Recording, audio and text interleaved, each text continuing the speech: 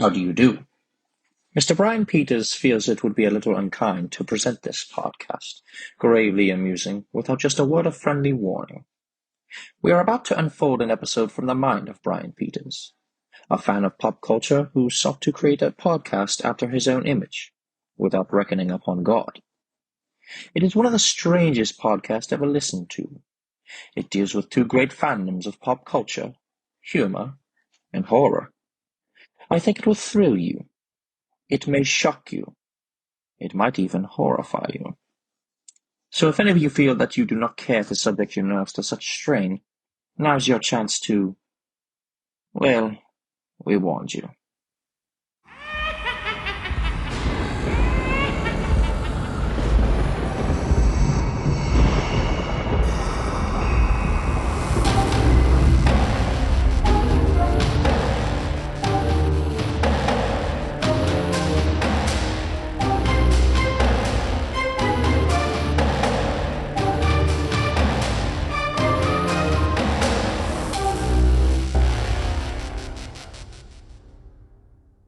Hello and welcome to the Season 3 premiere of Gravely Amusing, the only horror and sci-fi podcast that has 12 vacancies. 12 cabins, 12 vacancies. I'm your host, the man. That's from the movie. I know, that's why I'm smiling and giggling, because it is. Yeah, that's what I do. I'm your host, the man-child of the macabre, Brian Peters, Brian Danger Peters. And I'm back, baby. Yeah, you are. Doing a podcast by myself, as Tyler could probably tell you, it's hard. It is very hard. And going to school, working full time, and doing a podcast alone is even harder. So that long break was much needed. Life is sometimes hard, and too much can be hard on me. So, speaking of hard-ons for me, my co-host today is a man that has such a man crush on me that I think it kind of worries your wife, and maybe even worries Superman, who is your other man crush. Have you ever seen Superman and I in the same room? No, I have that plaque. Where it's over there now. I've been rearranging my room. It says, "I'm not saying I'm Superman. Just saying you've never seen me and Superman in the same room." Maybe I am Superman. Maybe. I mean, I have the hypno glasses. I'm ready to go. Yeah, that makes complete sense. Did you know about the hypno glasses? Yeah, but if I didn't, I would know now. Why are you so trusting? Because we are men of the cloth. Listeners, if you haven't seen Superman yet, it is movie of the summer, movie of the year. Oh my, And like, so good. just yesterday, I was messaging a friend of ours, Levi, and I was like, man, I just want to go see it again. Like, just because I want to feel good. Like, I just, For real. like, I don't know. I'm just in the mood to just go watch it again. Like, I mean, I saw it 3 times in a week. Like, I think you were, where were you at? 5? 4? I'm at 4 times in theaters, 3 times in a week, and 4 is my total. And if I could get in another, I would, but it's like 2 weeks and it'll be on digital. Yeah. And did you pre-order the Steelbook? Yeah. Day 1, baby. Yeah, and this is when I will double dip just because of what it is. So I'm okay with that. And then we'll give away a digital copy. So yeah, you got to. So speaking of Superman, Tyler, so even though this episode has nothing to do with Superman, you directed a Superman musical. We are talking about direction this evening, for sure, and how to direct movies and how to do things the right way. And you just directed a musical. We live outside of Columbus, Ohio, and you directed a musical. Tell me a little bit about that, man, and the direction there. So we just yesterday, I was going to say last night, but it was our day show. We did our last performance of It's a Bird, It's a Planet, Superman, the Superman musical that was written in 1966. And one of the most interesting facts I recently learned, and I learned this from Mark Wade, was that the musical was a success, but part of the reason why they stopped was because those Broadway snobs weren't getting the audience that they wanted which means they weren't getting the revenue they wanted because it was children that were coming to see Superman because they wanted to see Superman. Children in some circles, are not welcome and not really wanted all the time. Yeah, And that's right. so F that them kids. Absolutely. it led to the show closing like it did, which sucks. But, we finished the production and it was fun. As Brian Kamen was there, I had a lot of visual Easter eggs. Directing it was fun. Making some slight alterations to the dialogue to not have the broken Chinese language and not misrepresent a people group, and just making them kind of these just like gangster thugs instead of what it was fun too. I thought we had a really good turnout. And I actually last night stayed up and I made a video for the cast so that they could see, because a lot of them, didn't always get to see the show, but I had filmed every night while we were there and edited together a version for the cast. So Oh, look how kind you are. directing is fun, man. It can be crazy. It can be a lot, but it's fun too. So Well, I thought you did a great job. I thought the musical was pretty fantastic. I thought you did I thought you did pretty good. So proud of you, kid. thanks, buddy. So more directable thing, and make sure you check out Tyler with the Krypton Report podcast for all your Superman and DC needs. And let's talk about what we're really getting into tonight. So Mm-hmm. so Tyler, you had to take something that was already made Mm-hmm. in this musical and already kind of written and kind of make changes and update it for a new audience, and you had to see what worked and what didn't. Right. And as things change in the world, you also had to ask the question, what is still relevant in this story? Like, could this story be relevant today? And gravely amusing, I've been talking about how horror has changed and how Mm-hmm. pop culture changes and how things change. And one movie that has made a great impact on us has been Psycho. I And mean, it's funny you say that because I was talking about this with some of my castmates a little bit because just the other day the new Final Destination dropped on HBO and I started watching it last night, and so far it's been interesting, but it hasn't been scary. It feels kind of cheap just the way it looks. It looks like it's all CG. You know what I'm saying? of It's course, more goofy feeling like, and I think sometimes with horror, the farther you go with a horror film concept, you lose the scariness of actually feeling into the characters and you're almost rooting for the bad guy. And we were talking about that, and we'll talk more about the direction as we go through this, but Psycho, it has a legacy of its own. I mean, it's so crazy from a directorial point of view about how Hitchcock made his version, and I think it's just some people just don't give it. It's interesting it wasn't as loved at the time by mass critics, but how we hold it up there like, I don't know, top 5 films. I mean, it's one of those, like, you talk about The Godfather, Jaws, Psycho, of just pinnacle marks in cinema, and I had the pleasure of watching the film with my wife, who did not know the ending. Um, oh my gosh, so she it was never saw Psycho. nope, we watched it. Oh my gosh, I wish I could have I been think there. I think and it's one that I saw when I was young. I actually Mm. watched it's one of the few films I actually watched with my grandparents, my dad's parents, because it was on TV and we watched it. And it was just interesting because they're not ones that really watch a lot of TV. So, And that's one question I want to ask you, like how did you first experience this? And so you were watching on TV with your grandparents, yeah, and I think and it was on AMC. And I mean, there's really nothing edited out for AMC of this film, but yeah, it was on, I think it was on AMC or TMC. because they had one of those where they were like hosted by, and that they would talk between like the quote unquote commercial breaks or whatever. Mhm. This was back in the late 90s.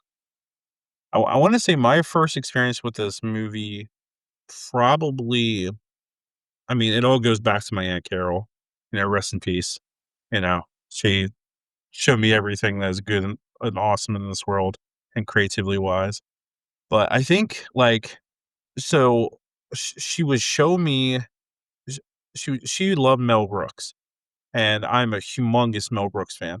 And so I think that I watched High Anxiety first.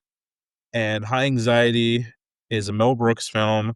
Mel Brooks, one of the greatest comedic directors and writers of all time. He made this movie called High Anxiety that is a parody of Hitchcock movies. And the main plot of it, kind of like how Scary Movie is a parody of with Scream as its basis, High Anxiety is a parody with Vertigo as its basis. One of Hitchcock's absolute classics. But the biggest And difference is Mel Brooks actually has a wit to his a lot of times yes, compared to some of so the others are smart. just like stupid spoofs. So, but yeah.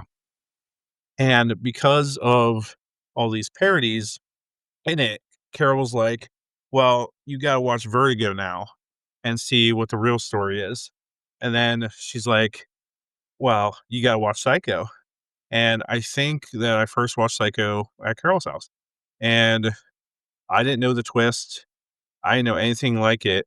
But she said, and gosh, I wish Carol was still alive today because I would love to have her in this episode, because I remember her saying to me, kind of like how I talk to other people about movies, but she was like, this movie is so iconic. And this scene, there's a scene in this movie where this girl dies, and it is the most iconic scene, and you'll never forget it in your life. And she wasn't kidding. and and and I wanted to take a deep dive into Psycho and the whole Psycho franchise with you. And this is going to be a 2-part episode, possibly. We'll see how long we talk. But part one's probably going to be, we'll talk a little bit about the first movie and the differences with the book, and we'll talk about the remake. And then the next episode, we'll talk about the rest of the franchise and the sequels and stuff. So, so I want you listeners to know that I'm kind of changing things up this season. While I've been doing things by the decade with a little bit of like new stuff mixed in, I'm going to, from now on, talk about basically what piques my interest, no matter what the decade came in. I felt that season 2 of this show was kind of messy, and I kind of apologize for that. Well, not kind of apologize. I definitely apologize for that. I was experimenting on kind of what would work with the show and what wouldn't, and who would work with me. And sometimes that didn't go well. So, season 3 of Gravely Musing, you're getting 100% me and maximum effort and charm. So I'm going to try to educate you and provide great discussion topics and stories. And if this is going to be the last season of Gravely Amusing, at least I did it my way, because it's my way on the highway. No, you're I muted. was muted. Dang it. I was like, I Oh, was laughing. gosh, I was come like, on. I was trying to be like, are we referencing? I had a pause. Like, are we We're going whispering Frank Sinatra Sinatra and or are we Limp going Bizkit. Limp Bizkit? We're 90s kids. We went Limp Bizkit. It's my way on the highway. Someday you'll see See, things my way. but you gotta say it whiny too. It's Speaking my way on the highway. my way on the highway. So speaking of highways, Tyler, have you ever stayed at a motel or a hotel and had a nightmare experience close to getting murdered in the shower or anything like that? No, but I have ones.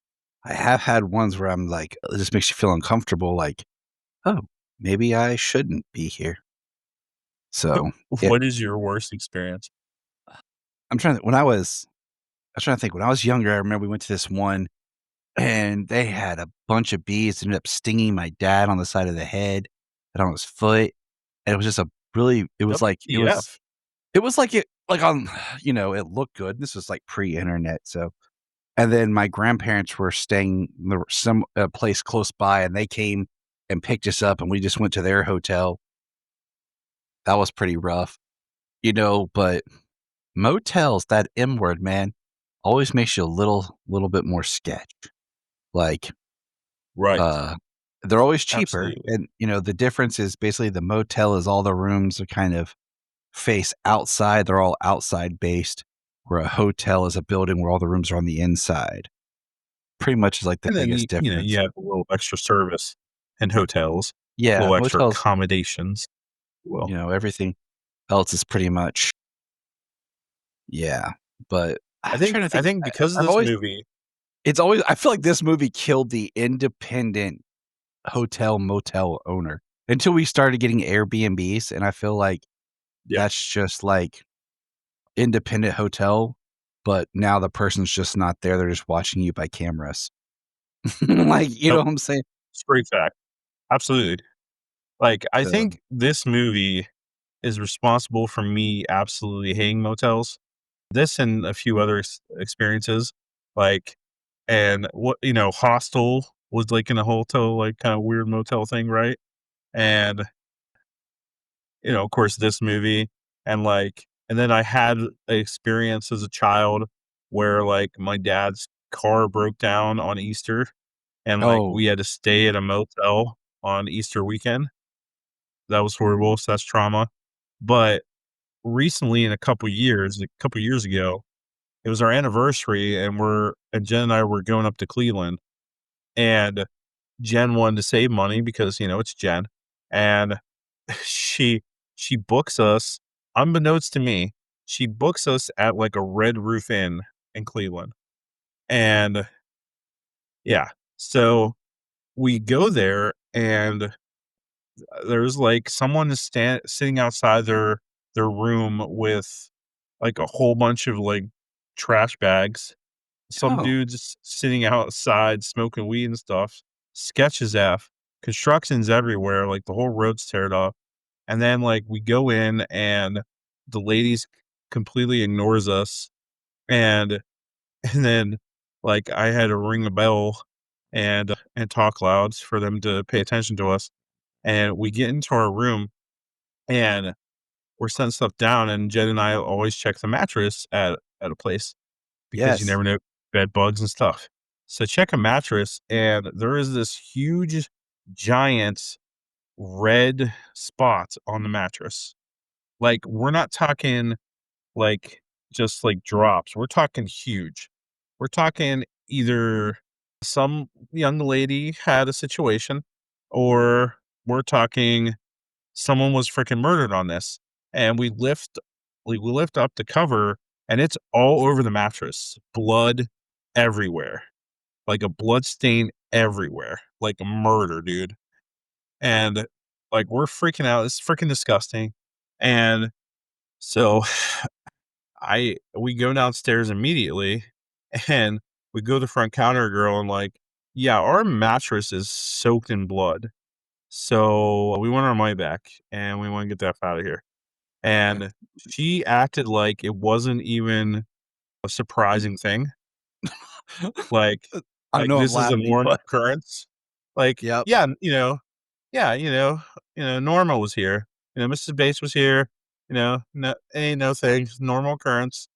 And she said because Jen booked it, and we came in the first night, and she booked it for 2 nights, and because we came in that first night, we could only get reimbursed for the second night and not the first night, because we actually, like, I was Showed like, up. "There's blood all over." Yeah, it was freaking ridiculous. That's when you have to bust So, out the inner Karen inside, and start like, "Hey, I wanna see the manager." Wait. like, we and, like, I think, like, Jen ended up, like, posting all these, like, horrible reviews and just, like, how disgusting it was, and we eventually got all our money back, but Good. someone died here. Someone died there. And, I mean, So that's one of those things where, like, and you're at a chain, and Mhm. you hope that, like, if you're at a chain, you're gonna be getting some sort of trusted quality, but it's not always guaranteed. I mean, you'd hope. You'd hope, but and from that point on, I forever win an argument with my wife. No Yeah, more good. motels. No more. Like, we'll pay the extra. We don't even care. so, so, Tyler, scary motels and other scary things about this movie too. Why do you think? So, first of all, does this movie, the original movie of 1960, does this movie still hold up today? Oh yeah. And if so, why does it still hold up? I think because first of all, looking at directing, you do have 50s aesthetics, but you're not focused on the time frame or the technology to where that's not being hammered home. I'm a big fan of score in films. I think score helps make a Yes, film you are. timeless compared to like needle drops. And I think this film, even though it is, the car she drives is the 50s, it doesn't focus on the time frame. It really allows it could be at any time almost, you know. So that helps, first of all. It still is Yeah, relevant that's a as good point. it's That's a good still as point. relevant as possible. There's a few things you could tweak in it, throw in a line like we tried to book. Oh, did you book online? Or, someone says something like that, like, oh, we don't do that, or, whatever. So you have that to where even the technology is not part of it. You have a simple story and you have one of the greatest, what I call almost sleight of hand shifts in movie history, where you start with a protagonist, you follow a protagonist interacts with another character, that all of a sudden your protagonist is gone. And this new character is kind of now, you could argue is the protagonist, or that, these other characters kind of and take on more of that leadership role. And you're left like, well, what just happened? And it has that No shock movie value. ever did it before. Never And did it before. it's brilliant. And I think it's just a simple story of a person who has mental health issues. And I mean, in our world today where we talk more about mental health and we have people with PTSD diagnosed that cause problems, that I think it's relevant. And it's something that, it's a horror of the mind. It's not working off the supernatural, but it's also not to like the overly, what's the word I'm searching for? Of like your Michael Myers or your Jasons, where it's just getting a little far fetched. There's a realness to it. And that's where it falls into that horror thriller line, that it teeters. There's mystery to it. There's intrigue. And the directing, I mean, I know it's Hitchcock, but it really like he used his TV crew for filming this, and people were like, "Oh, they used the TV crew." Nowadays the line between TV, the way TV like is done because of all the streamers and film, starts to blur a lot, and how production's done. So you don't focus on that idea as much. But back then you had distinctive, like, this is how you film a television show, this is how you film a movie. And Hitchcock just basically gave everyone the middle finger with watch what I'm going to do. And I think shooting in black and white was beautiful, because there's an art to shooting in black and white where you use a lot of shadows, and it really helps go back to that timelessness, even though it's in black and white, and a lot, the absence of color plays a part into the story, using the grays. And I mean, for a tale about morality and personality, the gray is in the color of the film itself adds to that story. I better shut up before I take some points you have. No, you're fine. The artistic tone of that is so important. So, yeah, let's get into it. So, how did this movie come about? Well, the movie was originally a book, and it was written in 1959 from an author named Robert Bloch. And around the time that he was writing this, now this is the part where I call bullshit. So around this time, if you follow our show, in season 2, episode 19, I think it's episode 19, season 2, episode 19, I talked about Ed Gein, the grandfather of gore, the That was a godfather. great episode. Thank Look, you. And I'm just going to pause this. Like, yes, Bryan is my best friend. Okay. And I have other friends who've done podcasts, but Bryan really invests the time in making a high quality, well-researched, well-done podcast. And I myself get excited when I see that Bryan puts out new episodes because I'm not on every episode. I do love joining. So that was one I was not on. He had did himself. And I have to tell you, where I was going when I was listening to it was to visit a house for work that's like 3 steps away from like going down the Ed Gein path.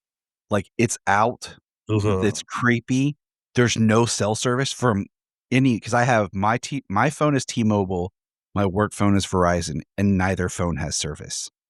So like I'm listening to this podcast download as I'm driving to that house. So it just, just enhanced the experience. It's my job to make you uncomfortable. And I want, so before we go any further, if you have not listened to the episode, listeners, go listen to it because it's so relevant. Everything that happened with Ed Gein has influenced not only horror in real life, because this really happened. His story really happened in real life, but it changed horror and pop culture and film and stories forever. Norman Bates, our character we're talking about today, was based on Ed Gein, Texas Chainsaw Massacre, Buffalo Bill from Silence of the Lambs. This shows you the range of the horrors and atrocities that Ed Gein did and how it affects different types of horror. So, yes. So, Robert Bloch apparently just wrote this story about a relationship with a son and his mom, and came up with the concept of being trapped and all this stuff, and supposedly had nothing to do with Ed Gein. But in the book, in the last chapter, when he's talking about Norman, he mentions Ed in the book. So I think that he was writing something. The news came out about Ed, and he changed his story and his book to better fit an Ed Gein thing to sell more copies and make it iconic. That's what I think. I think he had a totally different story, and then just Ed influenced and changes to what he did. It's not a bad theory. Like That's what he's I like, think. I have this, and it makes you wonder if you're like you're reading if he just had this person, but then he's like, oh, this makes it so much more interesting. So, yeah, I don't know, but It's just what I think. So, what are you gonna do? So, how did this movie become the Hitchcock film that we all know? So, Hitchcock was just filming North by Northwest, and if you watch the movie, another recommendation I will watch as a kind of like a homework to this podcast episode, watch Anthony Hopkins and Helen Mirren in Hitchcock. that's a The good whole one. movie is about the making of Psycho, and it leads to some perspective on how things happen. We're not going to do a deep dive into it, but that movie actually is quite enjoyable. I really enjoyed it. And so Hitchcock just finished his North by Northwest, and I've never seen North by Northwest. It's We one of watched Hitchcock that in high school. In my film class in high school, it was the Hitchcock film we watched. but it's a spy movie, isn't it? Like more Yeah, pretty much. Yeah. So what I know is that Hitchcock was at this time kind of known for twists and spy movies and stuff, and they kind of wanted him to they pitched him 2 movies before this movie came out. Well, Paramount did. They pitched him to do Casino Royale, which would have been a James Bond story, but not kind of, directed, not like in tune with. Well, I'm so sorry. This was before the James Bond movies came out. So they want him to do that first James Bond story, which was Casino Royale, and start the Bond franchise. But he's like, no, I got to do something different.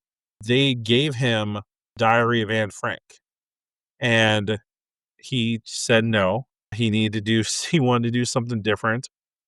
And he checked the New York Times bestsellers. That's something that he did often to kind of get ideas. And he found the book Psycho, and it was rising on the bestseller list. So he read that book. He He picked up an airport while he was promoting North by Northwest. He saw that book on the bestseller list, picked it up, and read it in one sitting and told his wife, Alma, this is our next film. And Paramount did not have the rights to it, so he bought the rights for about $9,000, and he bought up every copy of the book that he could find in bookstores just to protect the twist at the end. So if you lived in LA or New York City, or and you remember the press or just remember the world, you could not find a copy of these books in major cities. He bought every copy he could just to protect this movie, which is crazy. Which is genius. It's genius. I mean, it's genius, but like you could not do that today. No, you absolutely cannot pull off that today. But then you could. You just have to hope you're lazy and don't read. Well, I mean, see, that's I'm glad you said that. So, how many times are we watching? Basically me as being the gatekeeper that I am. Like, if they would just read the comic, but they never. The people that make these movies, except James Gunn, they don't read the comics, and or they don't read even have scripts while they start. They read a comic like, oh, I read this. Okay, well, that is not the entire story. Yeah, maybe, but that's a whole nother podcast and story there. Mm-hmm. But Paramount Studios didn't want to finance this movie. They thought it was too dark. They thought it was too weird. They thought it was too low budget. And Hitchcock only had like one movie left on his contract, if I remember right, before he was going to go over to Universal Studios. So he decided to fund it himself using his own money. Reports say that he remortgaged his house. He had to sell some stuff just to like kind of make this movie work. Now, he chose to shoot this movie in black and white, not only to save costs, but most of his TV crew was kind of familiar with doing things in black and white. And for artistic reasons, he wanted to keep it in black and white. It wasn't just a budget thing. It's smart. Like, it's one of those where doing it in black and white for cost helps with the art, the artisan of it. I mean, I think that black and white films is kind of a lost art. I think there should be more movies kind of done in black and white, but that's my personal opinion. I agree because I think there's a lot, if you are a skilled director with using shadows and tone where you don't realize that it's in black and white. But I feel like a lot of more recent, like, okay, this is really new, but like you're probably going to bring up the movie I'm thinking. But digitally shot stuff in black and white looks different than film black and white, or like post converted to black and white. There's a different art to it because it's a lot about shooting on black and white, about your lighting. And I won't go down any rabbit holes, but yeah, continue. You're probably thinking about Justice League, but well, I mean, yeah, there's Justice League that they did the monochrome version, which is really neat to watch. I like it, but like they did the Logan, they did what was the Mad Max Fury Road. Yeah. And then recently Christopher Nolan shot certain scenes for Oppenheimer in black and white. But even then, it's a very bright black and white. And that's why I like watching the old like horror films that are shot in black and white. And that, I mean, you've talked about it before, but like then you get the juxtaposition of what you get in the 70s where everything is super overlit and bright. And it's just like, okay, that's a little much. But and I want you to just think on this question. If Eggers would have shot Nosferatu in black and white, would you have liked it better? No, because I think that he did that perfect where it walks the line of being the real world, but being dark enough to be playing in the black and white, almost like certain Tim Burton films like Sleepy Hollow, where it's not black and white, but it's using a lot of the same techniques. We're not going to go on a whole tangent, but Eggers, it's really depth. It's really depth that made the movie work. Okay. So Hitchcock originally hired a writer that worked on TV episodes named James Cavanaugh. And Cavanaugh wrote a script that was pretty flat. It didn't have tension that Hitchcock wanted. So he brings in this other guy because of his agent, Ned. I think Ned Mead. I think was his agent's That name. sounds familiar because I did do some research and stuff before you and I on this, but that sounds Something like that. familiar. But Ned's like, go with this young writer, give him a chance. His name's Joseph Stefano, and I'm telling you that Joseph is gonna bring. He's gonna cook, and and Joseph Stefano, he pitched the movie to Hitchcock like this. He was like, "We're gonna focus this movie on Marion, and well, in the book she was called Mary, but we're gonna focus this on Marion. We're going to open this movie on two lovers in a hotel, and we're going to build this story of Marion in a trap, and she can't marry the man that she cares for. She's never done anything in life. She doesn't have children. She's in a dead-end job of a boss that's a scumbag. And then we're going to kill her halfway through the movie." And it was Alma Hitchcock that said, "No, don't wait that long. Kill her 30 minutes in the movie."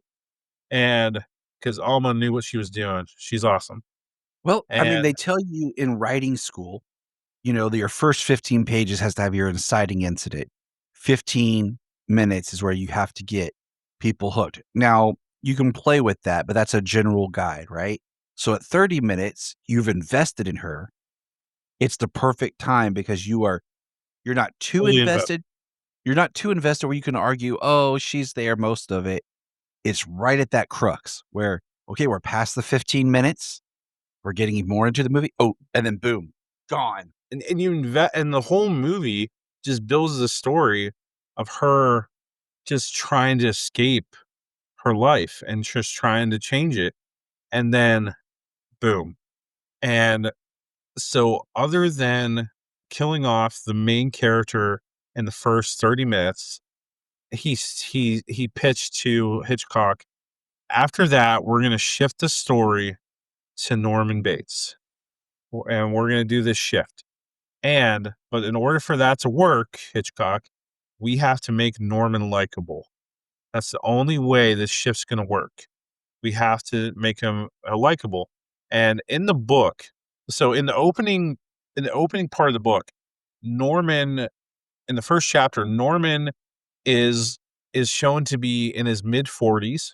He's overweight. He's balding. He wears thick glasses. He drinks in high stress situations. He drinks, and he drinks to the point where he blacks out. So anytime that something happens with his mother, Norman is conveniently blacked out drunk or passed out when she kills somebody. Very interesting part of the book.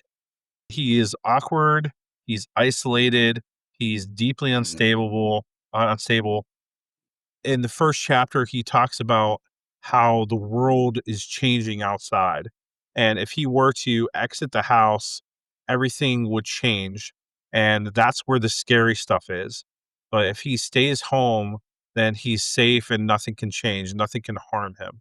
And he's actually reading a book about a tribe in New Guinea, or maybe it's Africa. And this tribe, anyone that goes against the tribe, the members of the tribe take that man and stretch out his body and use his stomach and intestines as a drum. Oh, And Norman's reading that. And then it's like after 5 o'clock or so, and then his mother yells at him and says, "Why don't you turn the sign on?" And Norm's like, "Oh, well, I didn't really think about it. We're not going to get any business anyway." And then we hear about how the new highway was built and took business away from the motel. And Norman says to Norma, his mother, yeah, I know Norman and Norma, says to his mother that, well, we knew about that tip and we could have sold this motel and we could have, made a lot of money of it. We could have got business in a better place, whatever. And Norma's like, well, you didn't have the balls to do that. You could have done it. And Norman's like, you don't let me do anything. You don't let me have a relationship. You don't let me have any friends. You never let me leave home. And Norma's like, well, you don't have the balls to do it. And we know he doesn't have the balls because we just have this mental voiceover of him saying that how the outside's not safe. So we see in the book, because the book's always going to reveal a little bit more in the movie sometimes, this mind change when he talks to his mother and how his thoughts change. Like he's afraid when he's talking to himself, talks to Norma, and then like she almost exposes the BS in him. It's very, very interesting. Well, I And was going to say this is an example of where you have to sometimes take a license in transferring the material, because if you were to just do the book, there's really no twist because you're already so seated that Norman is not okay. have you read the book? I have not. You and I have talked about it, and I did listen to some book reviews and did do some kind of like brushed up on it. I thought about reading it, I just didn't have the time with trying to finish the play. But if you look at the context of the film, when you meet Norman, he just seems like a guy who's just sheltered and lonely. He's likable. Yes. So you hear about Mother, but you're not buying in that like it's called Psycho.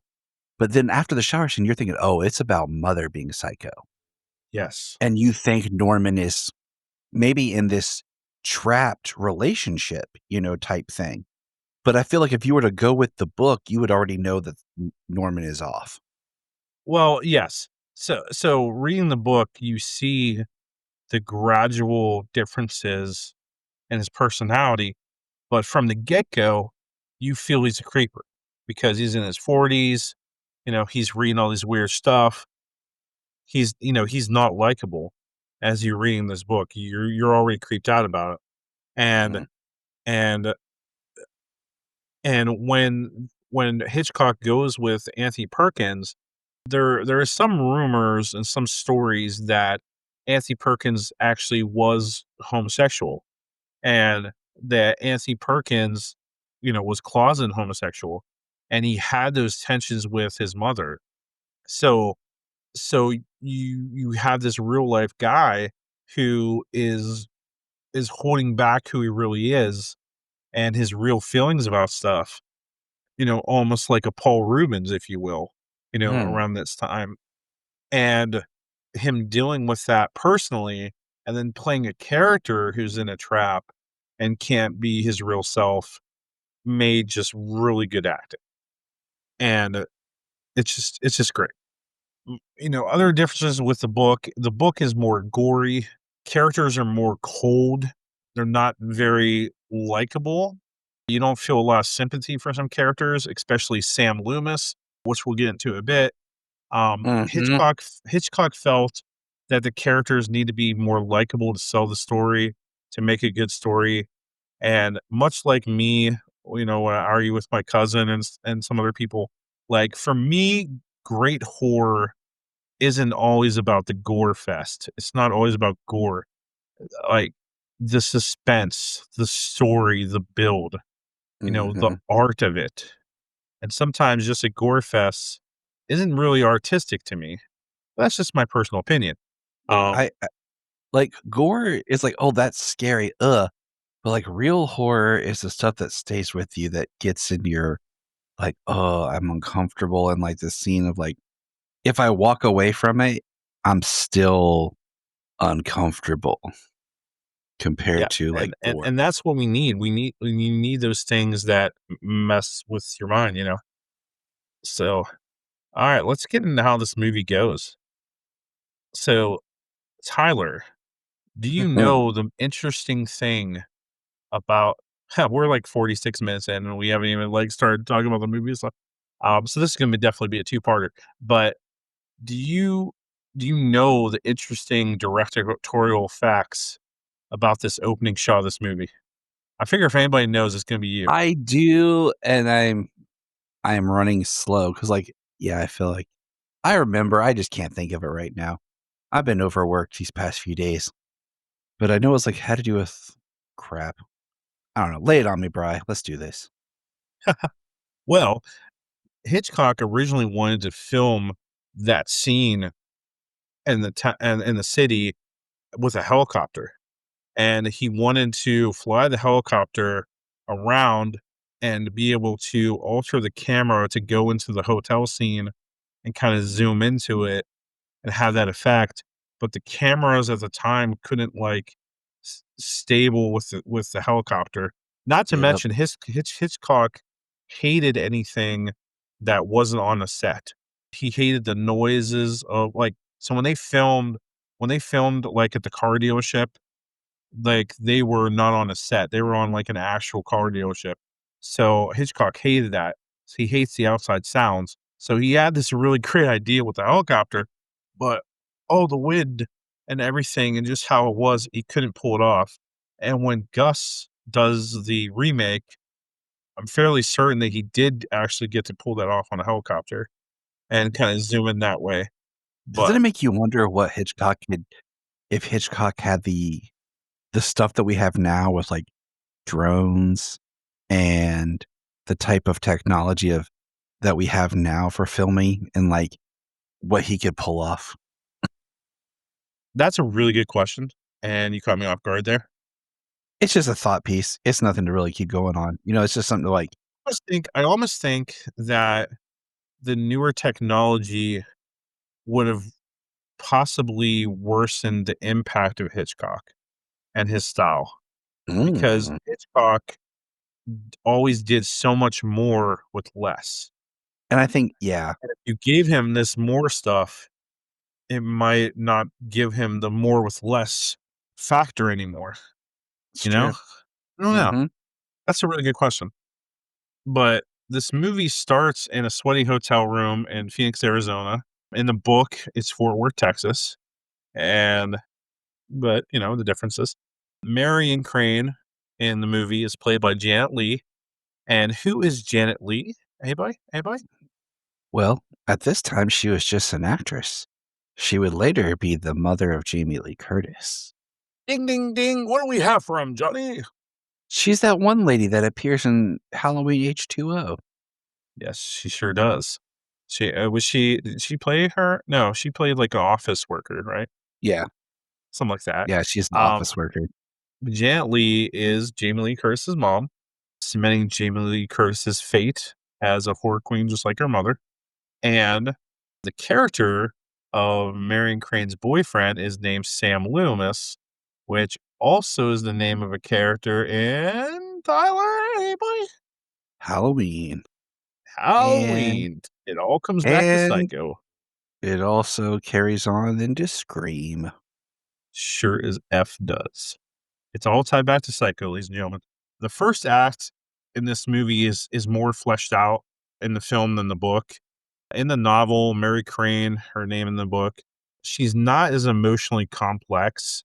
She's colder, she's more calculated. We do find out in the book that basically Marion's trap is her mother was sick, so she had to take care of her mother.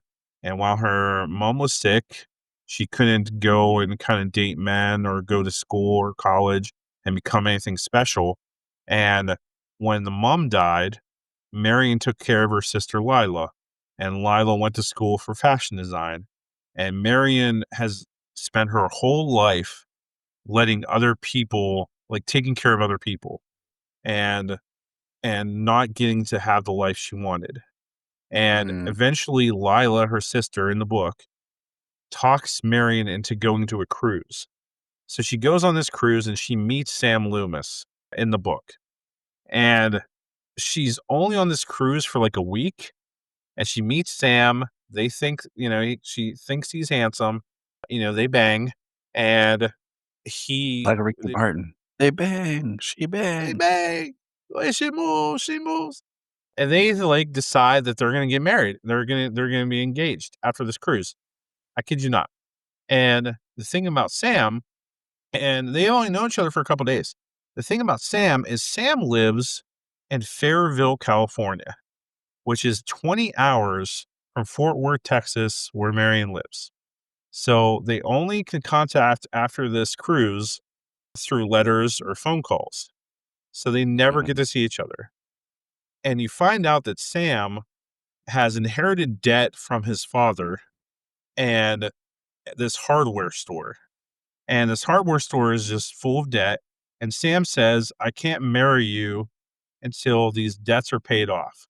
So they're like never going to get married. So Marion is in this trap. She wants to get married. She barely even knows this guy. That's how desperate she is. In the movie, they have their relationship be a little bit, better, where he goes on these business trips and they bang in the hotels during lunch hours here and there. But I need you to know that in the book, Sam and her barely have a relationship. So that's the stuff that Stefano had to change. So when Marion gets this opportunity of this sleazeball that comes into her office and is like, I bought a $40,000 house, which in today's world, that's about $500,000 with inflation. So we're talking like nearly $500,000.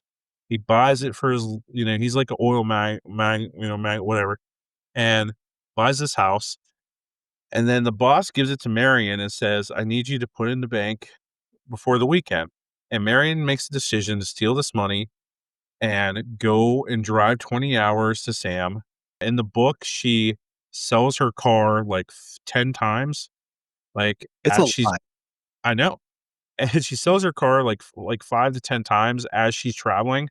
And she does this and she drives like 20 hours straight. And in the mix of this, she doesn't sleep and she just keeps selling her car. Yep, I know. It's just weird. It's not written very well. But Hitchcock speed lines that and has like a cop following her and stuff. And in the book, it's raining and there's a fork in the road. And the on the left, she could go towards the main highway, but because she can't see very well, she ends up going to the right. So going to this motel is just by accident because she couldn't see very well on the road. And she's so tired after driving like 20 hours, which I don't know how anybody could do that ever. 20, like almost 20 hours straight. But truck drivers, whatever, I guess. But she goes to the motel just by chance. In the movie, it kind of makes it seem like there's no other way she could have went. Which I like, but I like that she makes the wrong choice. Yeah, I like that she made the wrong choice as well. Like her going down the wrong road. I kind of like that better in the book. But what are you gonna do? I think my wife just walked through the door, so that's probably why my dog's kind of whining. But so she arrives at this hotel, and also in the movie, what I like is Hitchcock adds this inner monologue, and we get those strings of in the sound there. We get the strings and the iconic score of that. So, and she gets this inner monologue of she's making the right choices and she's doing that, and she stops at the motel and she meets Norman, and as she sees the flickering Bates Motel sign, we're introduced to Norman. And like, what are your initial thoughts of Anthony Perkins as Norman right when you see him in this movie? Like, he seems fine. And I mean that in the best way of like, oh, he just seems like a dude who, is lonely and he's overexcited to have somebody. He's boyish, a little bit of charm. But I think that's the point, right? Like, you have to buy into him immediately. Like, you have to like him immediately or it doesn't work. You're totally right. Like you have to believe this guy is just kind of like a boyish, kind of lonely, Because he's nice got to guy. reflect Marion. I mean, you talked about Marion's past and need for escape, and in some ways, we see their similarities. It's like you don't know where the story's going. He could be. It could be that this guy joins her. We don't really know where the story is going. You're totally right. You're totally right. It's kind of implied that like maybe she could get a relationship with Norman at this motel, and like You don't know. And like, that makes it so interesting. And this is where things change dramatically from the book to the film. Like in the novel, Norman's introduced right away as weird, off-putting. There's no charm. There's no innocence. In the movie, Anthony Perkins smiles at her. It's raining. She honks her horn, and he comes down from the house after arguing with his mother, and you can see a silhouette of the mom in the window, which Mhm. is a big part of the story. But he's awkward, but it's kind of in a sweet way. Like it's not bad. And after he checks her in, he's like, "Are you hungry? I can make you some sandwiches." He goes back to the house and his mom yells at him for making the sandwiches and like she's a whore. You can't go and have food with her. And he's like, "No, she's hungry." And he brings her food and they have this whole conversation, where it's revealed that Norman is kind of in a trap and he has this mentally ill mother. He says she's not well, she's older, she's not all there, you know, and he doesn't want anybody to like bother her or meet her. And, and, and Marion says to him, and this is where the acting of Anthony Perkins is so good, is you see this like charm and this like normal personality. And like when she says maybe you should put her in a home or whatever, and he's like, "An institution, that's everybody means well, but you just want to put my mother in the nut house, but she's a good person, she's a good person." And he flips out, and then he pulls it back, and he comes back and like, "Well, I might have thought of it a few times." And you know what? Now that I think of it, dude, who mirrored that? Who mirrored that exact moment? It was, Yeah. um, Cameron Montague when he does the Joker reveal, Oh, and he is so undervalued. he's so under but that's where he took it from, I'm telling you, because when they're talking to him and he's, like, talking about, "I love my mother," and then he switches it and he It does starts the laugh and and then grin, that's I'm telling you, that's where he thought of it, and if I ever met him, I would definitely ask that question. I just tell him, But like, "You're so undervalued, bro." he's best Joker there is. I don't even care.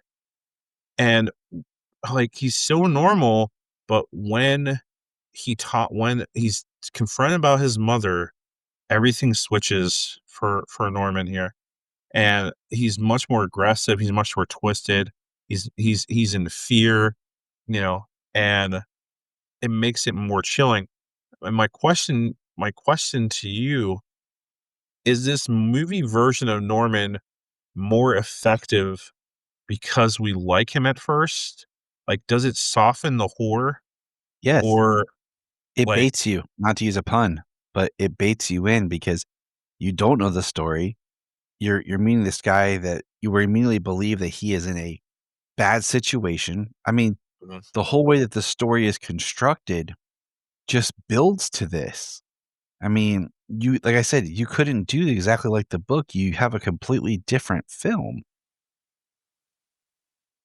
And you like Norman, you like what's going on, so you're invested. So yeah, Yeah, no, I totally agree, and so it's revealed now that so Marion decides to go and, end for the evening. Norman still wants to talk to her a little bit more, and and sh Norman goes to his office, and we find out that Norman has a peephole, and he watches Marion, change, and now at this time, which is interesting, at this time, when she's with Sam in the beginning of the movie, this is just a little subtle thing that Hitchcock added. When she's with Sam in the movie and she's getting dressed, she's wearing a white bra. And this is so controversial that I would never be shown in movies either. It's borderline scandalous, with censors and stuff. But when she gets dressed in that hotel, or when she starts getting undressed, she's wearing a black bra. And Hitchcock used that as symbolism is that at the beginning of the movie she was clean, but now she's dirty because she's a thief now. Very interesting stuff. And she hops in the shower, and we get what is, without a doubt, one of the most iconic moments in horror, one of the most iconic scenes of all time, the shower scene.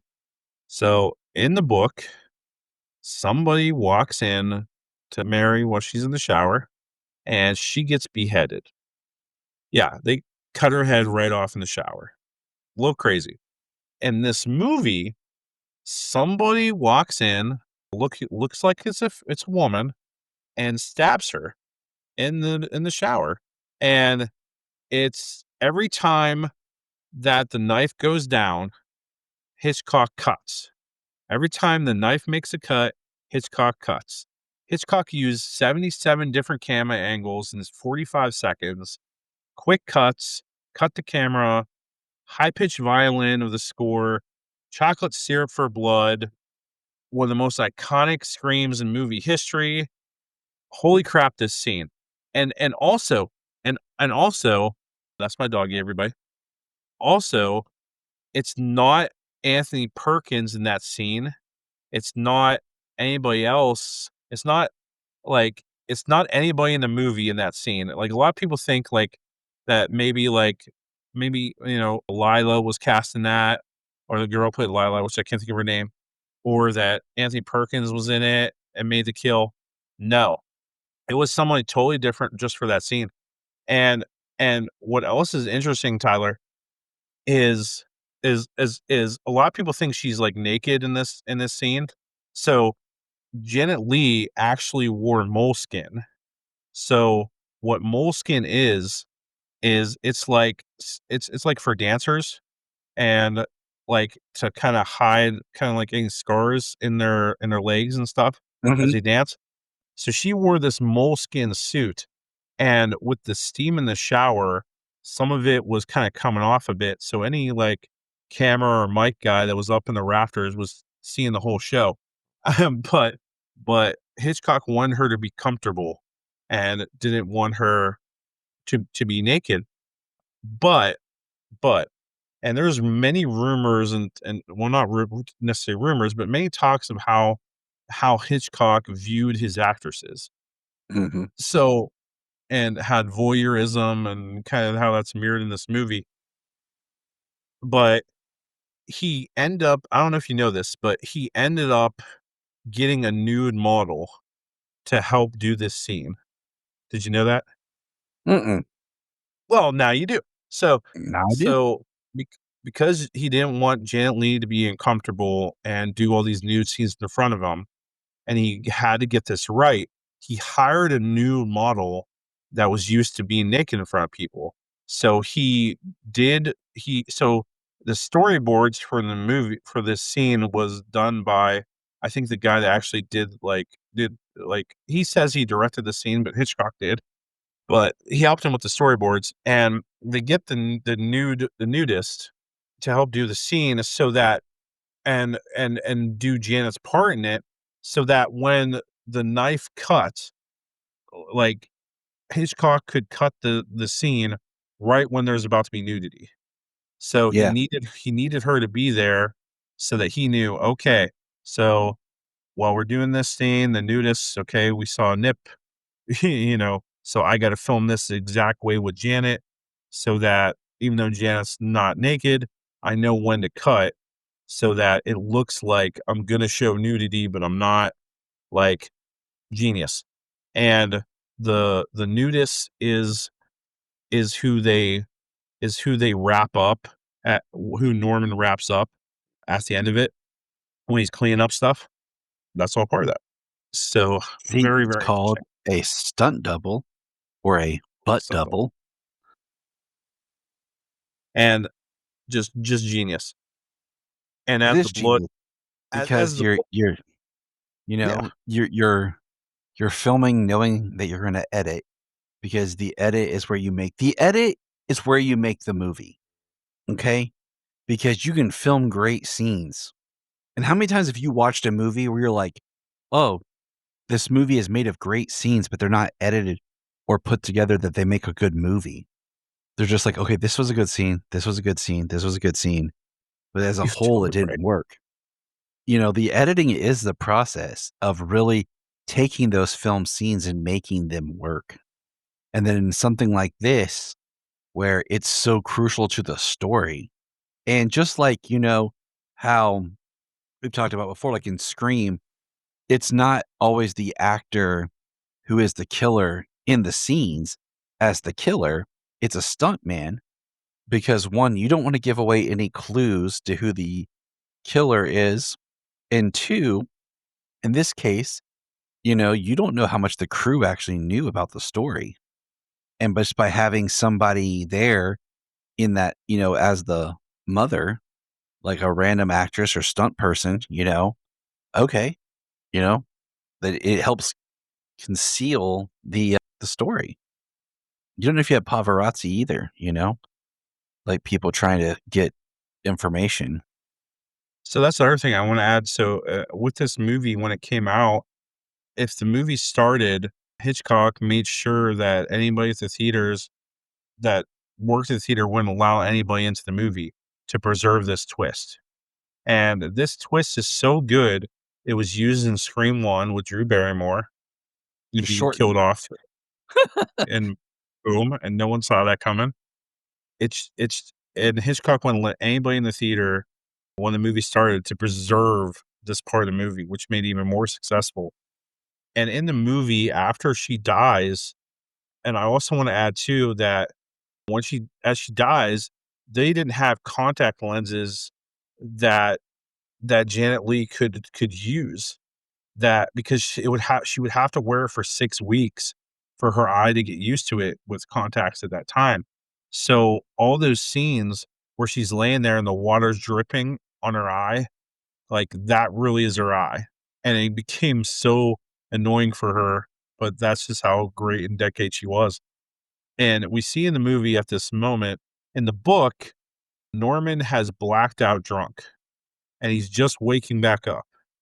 And he comes back and he sees mother and the iconic line, "Blood, mother, blood." And he races Mhm. down to the motel and he sees Marion murdered. And he starts cleaning up this murder.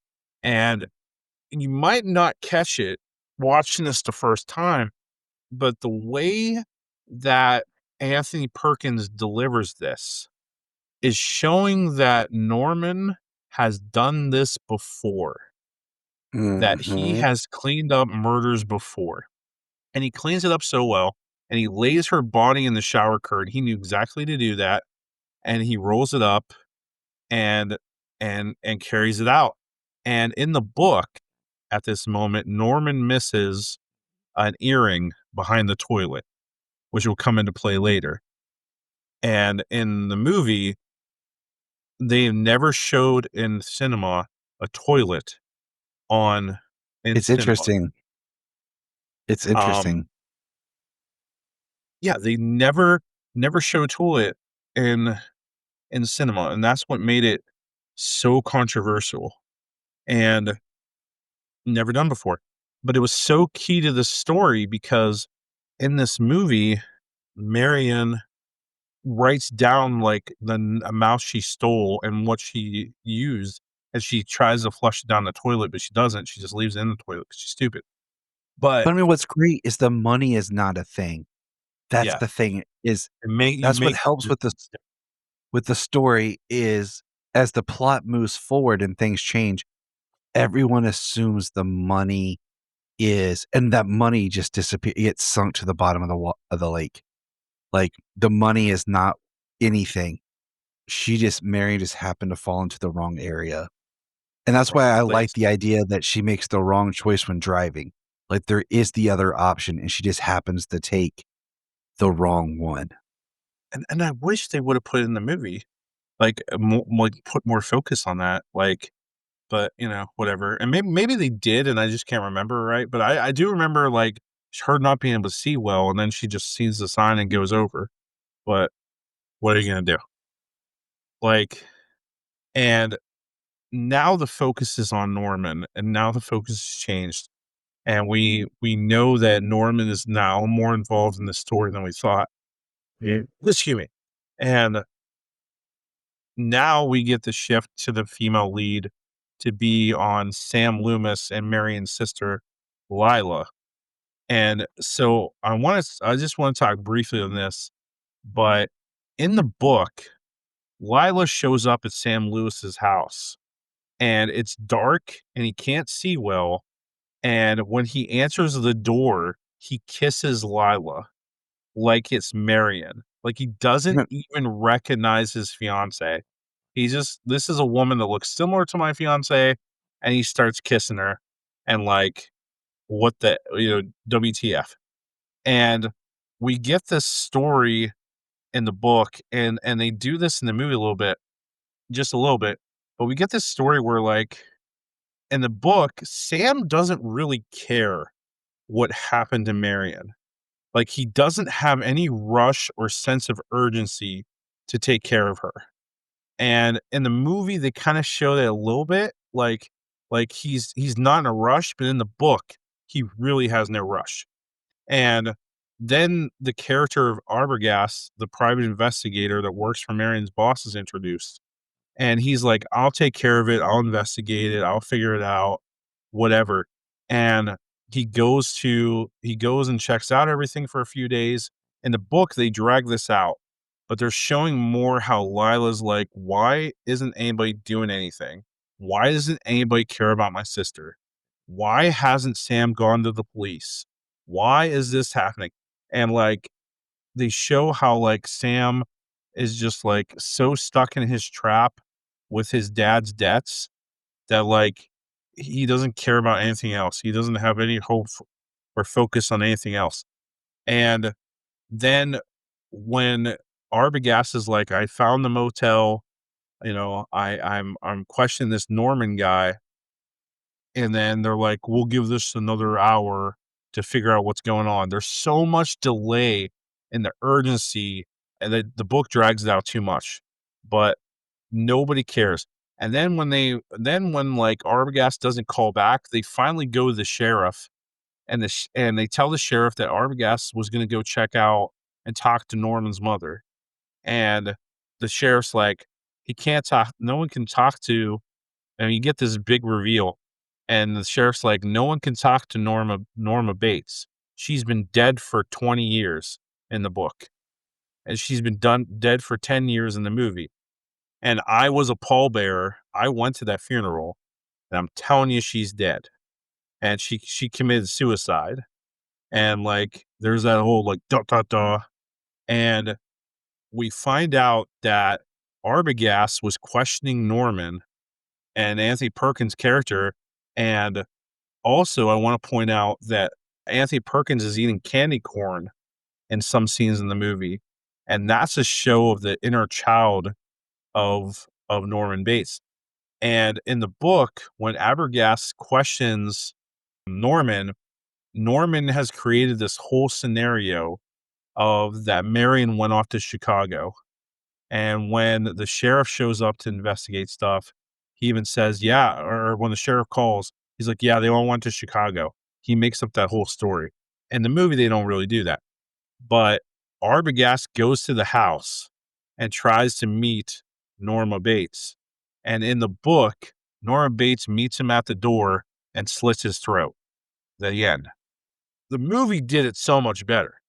Arbogast goes up the stairs, and we get this iconic, bird's eye view of the staircase where Arbogast goes to the top, a door opens to the right, and this woman just goes across there really fast, slits his throat or stabs him, whatever. And that was done with a rear projector. And then he falls backwards. We get this iconic scene of him falling down the stairs, and he's dead. And not to mention that earlier, we had gotten that kind of bird's eye view of Norman carrying the body and talking to Mother up the stairs. Yes, thank you for mentioning that. Yes. which is kind of like we're getting another shot with that angle. Carrying his mother and talking to her. Yep. And like having that scene, okay, and then having Arbogast now in the house puts us as the audience in the house, with a character who's not familiar, and then going and exploring is much more intense than just, if we were going for shock factor, okay, and that's the difference of suspense and then like horror. If we were going for shock factor, you have him open the door and he gets his throat slit. Oh my God, shock, wow. But to hook us in, to build tension and mystery, he's in the house. He's going up the stairs, and then he gets attacked on the stairs, which being attacked on the stairs sucks. So, Yeah, absolutely. And after the Arbogast death, Sam and Lila arrive to the motel. Sam is kind of, investigating, Norman and distracting him. Lila finds the paper in the toilet. She knows what's going on, tells Sam. She goes up to the house to investigate. Sam's there distracting Norman. Norman knocks out Sam when they start talking about Mother, and he realizes what's going on. And Lila gets in the house and she goes down to the fruit cellar. And we get one of the greatest reveals in all of cinema in all time, and one of the best twists of all time. She goes down the fruit cellar, and there is Mother sitting in a chair. And she turns that chair around. And this was done with actually a crew member at the base of the chair turning it ever so slightly to get the slow effect so that they can reveal this perfectly. And it's a freaking corpse. Mother is dead. So who the heck was Norman talking to? What the hell's going on? And as she sees this mummified body, Norman Bates busts in after Lila, and he's wearing his mother's dress and a wig with a butcher knife in his hand. yeah. Wow. And Like, oh my gosh, what the hell is going on? And in the book, this reveal is a lot slower. Like, we get Norman's inner monologue that reveals his fractured mind. But Hitchcock doesn't do that. He rips the Band-Aid right off. And suddenly we reveal that Norman is the killer, and Norman has two different personalities. And yeah. And in the book, he has three different personalities, which we're going to touch on just briefly here. But after that reveal, I don't know if you know this, Tyler, and listeners probably not, but Hitchcock almost wanted to end that movie kind of right there. Like, he was ready to end the movie there. And he felt that the next scene with Norman being arrested and like the psychiatrist explanation, he felt it was what is called a hat grabber. And that this is where the audience is going to grab their hats and they're going to start leaving, because this is where like this movie's gone. Like, it's so like it's going to make things so confusing and whatever.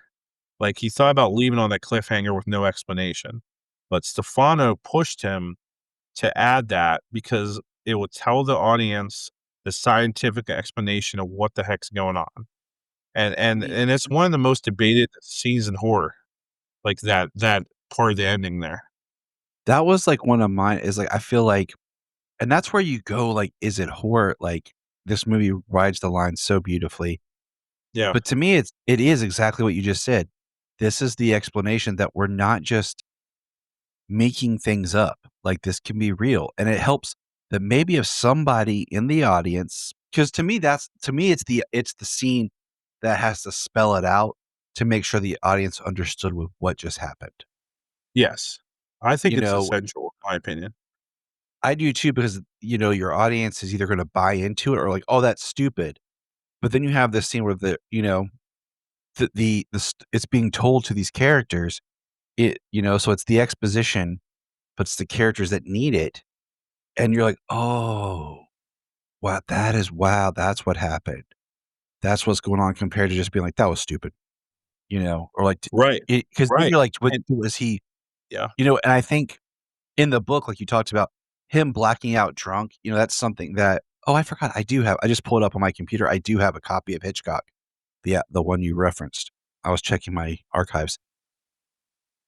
But you know, like, oh, he's blacked out, so mother's doing this while he's asleep. He can't stop her, or you know, you could plant the seed that these blackouts are happening, and he's doing it. But in the film, we don't know. There is no blackout, so like it makes it much more shocking and attention grabbing. Yep. And it's just it's so good. And like so the movie ends with Norman got arrested and he's in a different room at this moment. And the psychologist comes out, and Dr. Fred Richmond. In a later movie, they changed the name of the doctor. I think his last name's still Richmond, but he has a different first name. But that's in a different movie. But he says, and he says to the audience, and says to Lila and and Sam, that he says, like I said, the mother, and I was just speaking to the mother. And to understand the way I understood it, hearing it from the mother, that is from the mother half of Norman's mind. So in this movie, he has two personalities. In the book, he has three. I think So that 2 works better. In all honesty, I think the 2 work better. I'll give my 2 cents in a second. Sure. But continuing the quote here, from the mother half of Norman's mind, you have to go back 10 years to the time when Norman murdered his mother and her lover. Now, he was already dangerously disturbed and had been ever since his father died. His mother was a clinging, demanding woman, and for years the two of them lived that there was no one else in the world. Then she met a man, and it seemed to Norman that she threw him over for this man. I can possibly relate to that. And now that pushed him over the line, and he killed them both.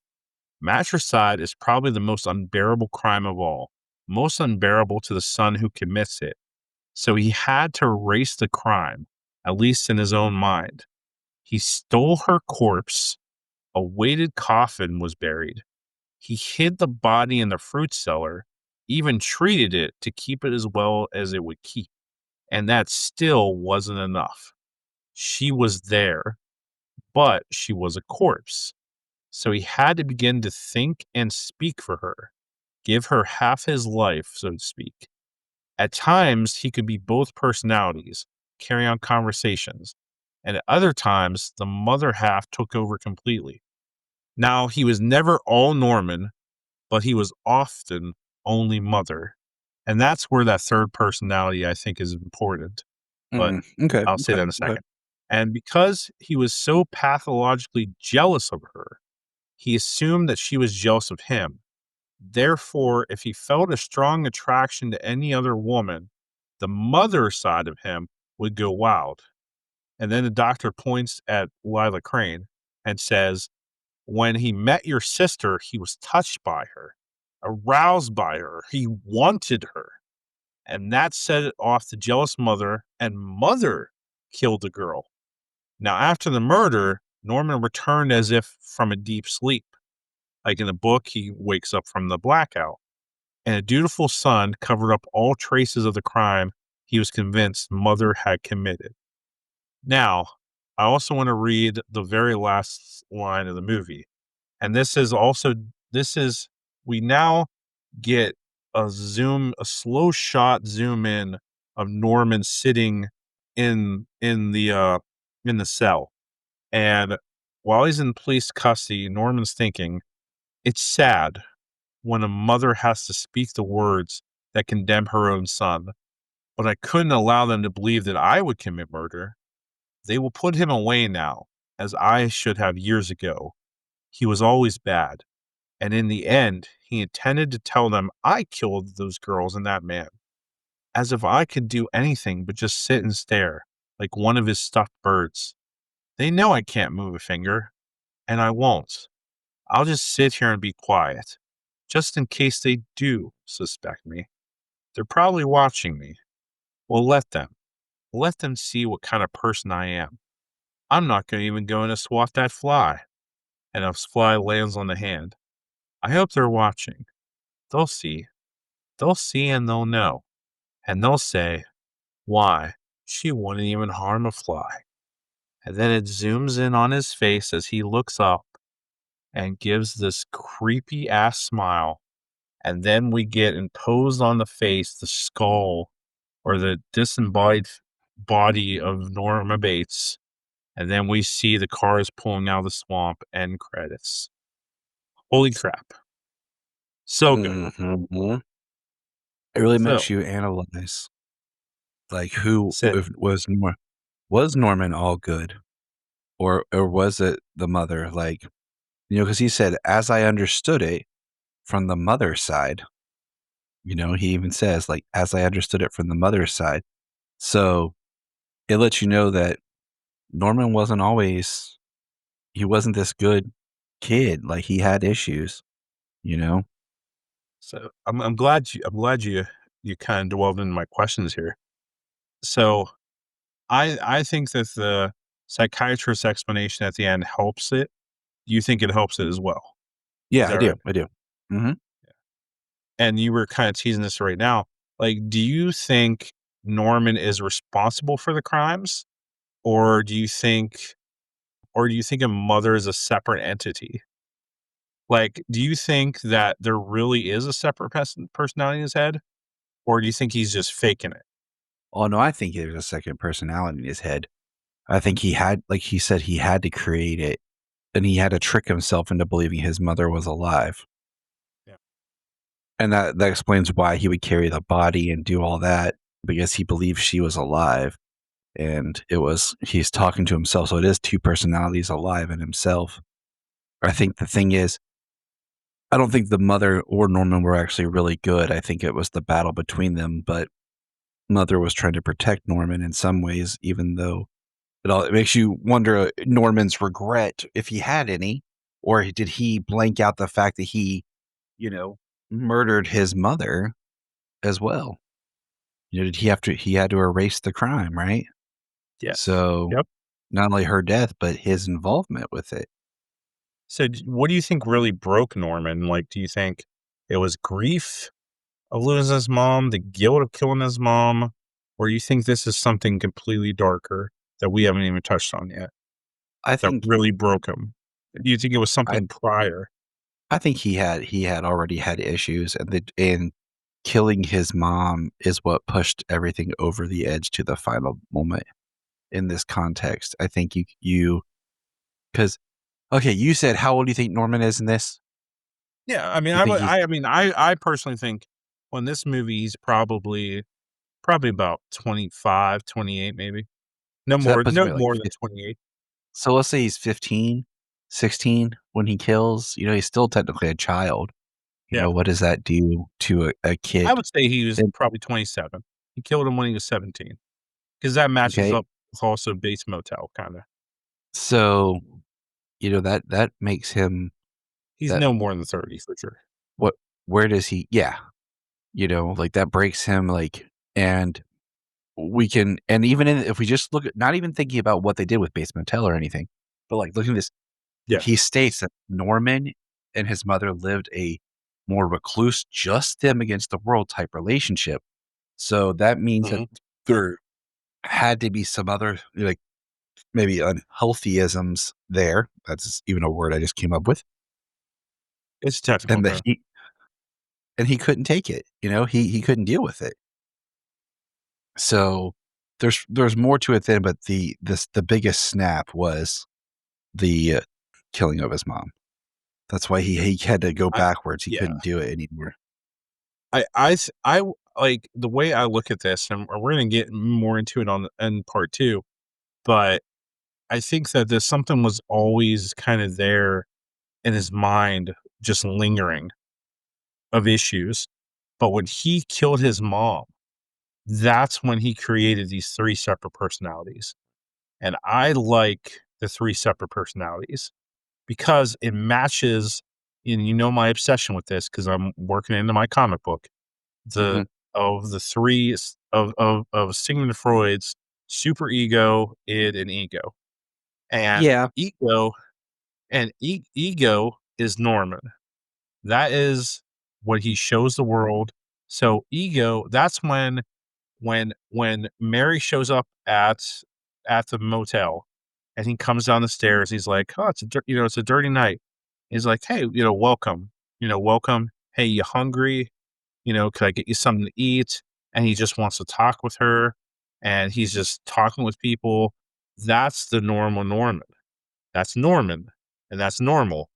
Or I'm sorry, that's normal. Normal personality. But when someone talks about mother and all that, and talks about like bad things about mother, that's when, and also after Norma kills, then we get this other personality of Norman, and that's the child. So when you see in the movie him eating the candy corn, he's eating the candy corn after the murder has been made, and when someone shows up and he has to cover for it. And the child, that's the child personality being like, I gotta protect mom. Mama's gonna protect me. I gotta protect mom. And it's that childhood stuff. And when he lashes out at her about putting mother in an institution, that's the Norman personality. When he's cleaning up stuff, that's the Norman personality. Anything to protect mother. And and then Norma is the personality that's just killing people and like, you're a whore. And we have the personality that's the ego in the middle that's trying to hold it all together. But See, when a woman comes into play, then the super ego of Norma comes into play and wants to kill it. And once this personality acts and jacks up, then the Norman personality has to correct it. And the Norman personality is trying to fix. You froze a little bit. I hope you're still there. I'm still here. The Norman personality is trying to fix the Norma personality to bring it back to normal. So it's this child personality fighting the evil personality to bring it back to the normal personality. So the book writes it Norma, Norman, normal. And I get that, but at the same time, as I like the idea, it is bullshit. Don't matter. Go ahead. nah, you're fine. I mean, I totally go with you on that, and I like it, but I also like the idea that you have just Norman, who then has to create the personality of mother, and Norman himself has issues on his personality. Like, it's not all because like then you get into like the idea when I think about the boy is how much of a boy is that? I guess if you did it more where the boy is who Norman was at the moment he killed his mom. So at that moment he died. Okay, the moment he killed his mom, Norman stopped. And then you shift into this new personality, and then you get the mother to where you have the child, which is the person up until the moment he kills his mom. At the moment of killing his mom is when he creates this other personality. And then he has to create mother's personality to help rectify all of this. But he never, as a person, matures past that child. He is still that child going back and forth. Or else, how do you explain the boy without going into a deeper psychological point of at some point in his mind, he regresses. But why does he regress to that child if you're going to do that? I guess watching watching Bates Motel, I can see the potentials for the three different personalities. And I agree. And I'm just looking at it from the point of view of this film. I know. Oh, yeah, you're right. So- you're right. I'm jumping. You're right. But with Bates Motel does a different, because you see a regular Norman, then you see when his personality like starts cracking. But I wouldn't even say it's almost like another personality. It's like and then when he adapts mother. So Yes. So, ladies and gentlemen of the audience, that is our take. That went longer than I thought it would, but it was a really good dive in this movie. Really I good. know we could. I would. Depth. We preserved This the would be- twist. This would be a really good one, Brian, for actually you and I sometime to sit together in the same place and do a commentary on Psycho and talk about some of the why this camera angle works, why this works. Like we've brought it up in this story, but it'd be so much more fun to watch it together.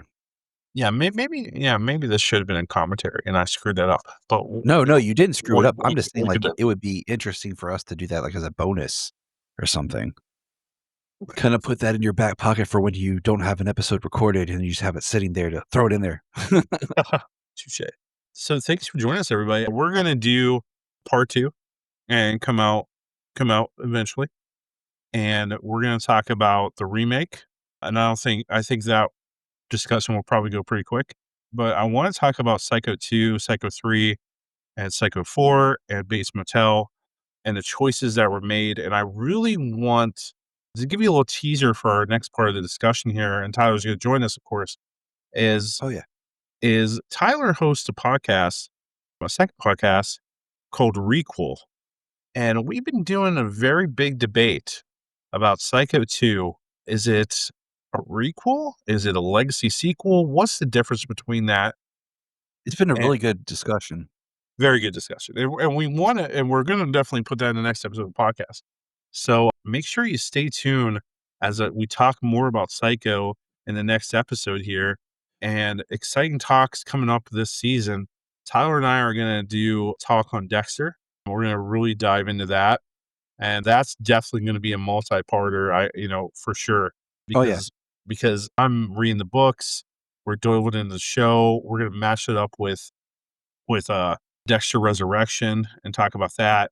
We're going to also talk about, my brain turned off. Wednesday's coming up this week. We're gonna watch Wednesday and talk about that. I might get Dre to be able to join us in on that. And I'm gonna do an episode on the Incredible Hulk and how the MCU's ruined him, and the history and the psychology of the Incredible I just Hulk. can't wait to hear that one because I've heard it enough over the years. I just can't wait to hear when you put it together. Oh yeah, for everyone else. I just wanted to say, Brian. Yeah, man. Our discussion on the remake will be as fast as an Ollie Williams weather report. It sucks. Thanks, Ollie. I mean, well, I think we could probably get through that talk maybe in 10 minutes. Yeah, possibly. If I mean, it would be longer if we just want to rip it, but just to actually. No, we could. It was because I really want to talk about Psycho 2. I really want to talk about Psycho 2 because Psycho 2 cash grab. The remake cash grab. Yeah, remake cash grab for sure. But Psycho 2, in my opinion, just a little teaser trailer, it's exactly what a sequel should be. It's exactly what a sequel should be if you're going to do it so many years later. Just my opinion. Except for maybe one part. One little twist at the end, but we'll get to that. So, also, an exciting episode that's going to come out in September. We're going to talk about, and Dre's going to join us for that. Possibly Dave might be joining us again. But I always do a Batman Day episode. And this year's episode, the debate, just to kind of piggyback on the 30th anniversary of Batman Begins, did Christopher Nolan ruin Batman? Da, da, da. We're going to talk about that. And for Christmas this year, I have one that I'm very proud of. I hope it's going to deliver. I'm basically going to have a Charles Manson Family Christmas special. I'm going to throw in there for you. So some nice, exciting episodes coming up. And I hope this episode educated you. I hope it horrified you. I hope it terrified you. And if nothing else, I hope it left you gravely amused. Good night, everybody.